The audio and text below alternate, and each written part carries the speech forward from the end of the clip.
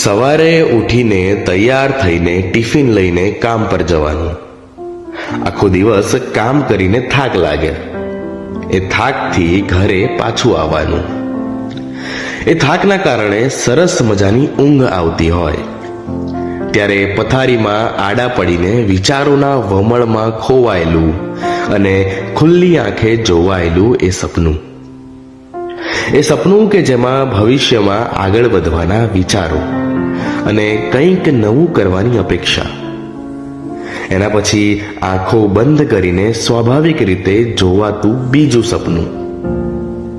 આ બંને સપના સવારે આંખ ખુલતાની સાથે જ ધૂળ થઈ ગયા હોય. જ્યારે ઘરની જવાબદારીના ભાર નીચે પોતાની જાતને દબાયેલું અનુભવાય.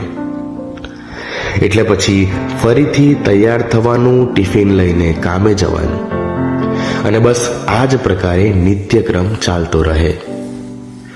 પરંતુ જો એક ખુલ્લી આંખે જોવાયેલા સપનાને પૂરું કરવું હશે તો કંઈક તો ગુમાવવું પડશે. એમનેમ તો થોડી કંઈ મળશે.